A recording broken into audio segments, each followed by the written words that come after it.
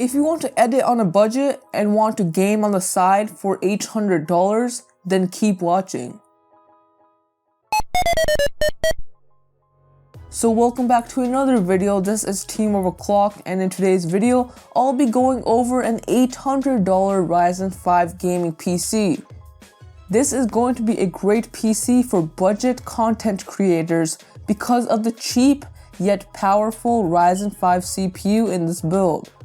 On top of that, you should be able to game at decent settings and frame rates with this PC at 1080p. Since the Ryzen 5 series has not launched yet, we don't have specific numbers on the benchmarks yet, but this should give you a general overview of the performance. With that out of the way, let's get to the PC. For the CPU, we have the Ryzen 5 1400 for $169. This has 4 cores and 8 threads, all at a clock speed of 3.4 GHz. Now this has an unlocked multiplier, so you can overclock this and squeeze all the performance that you can out of it. The performance in editing on this rivals the performance of the entry-level i7s for about $150 less. In gaming, this is about as fast as the equivalent i5 in this price range, so this should satisfy this build. For the CPU, we have the Cooler Master Hyper T4 for $23. This cooler is definitely a good upgrade over the stock Wraith Stealth cooler. It should run quieter and should leave room for overclocking when it comes to temperatures, so this is all around a pretty good buy. For the motherboard, we have the ASRock AB350 Pro 4 for $90. This is a pretty nice looking motherboard that comes with 4 RAM slots, 2 M.2 slots, USB Type-C, and some RGB LEDs. Also, this comes with 2 PCIe 16X slots, so you can run Crossfire in the future. Although this is a pricey motherboard, it definitely has the features to back it up.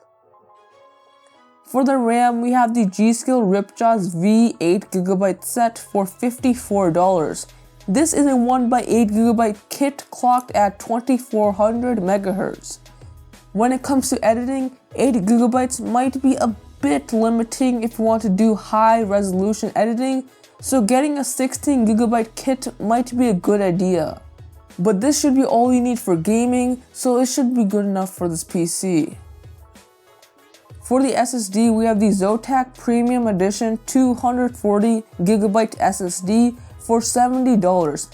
The 240GB capacity on this should be enough for the OS, some important programs, as well as some media files.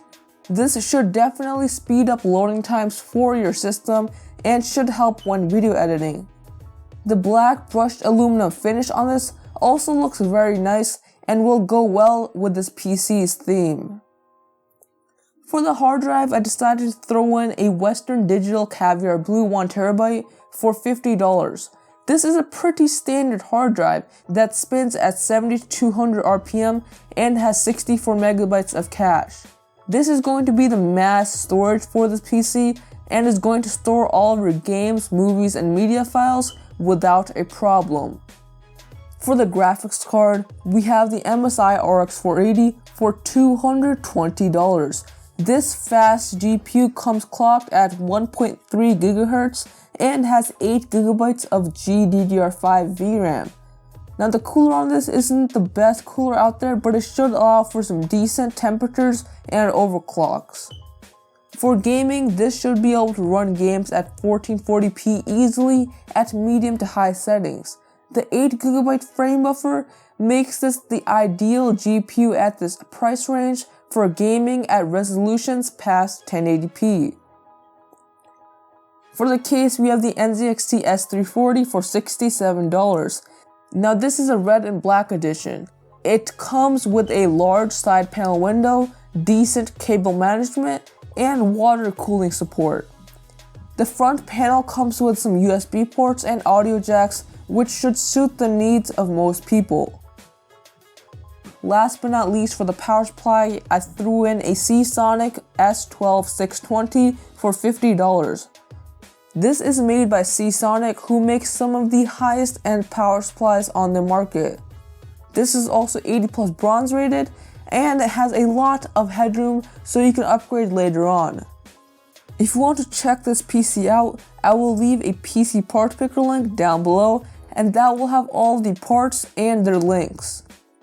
But anyways guys, that's all for today. If you liked the video, please be sure to overclock the like button. If you didn't like it, please dislike this video and subscribe for more content like this, and I'll see you guys in the next one.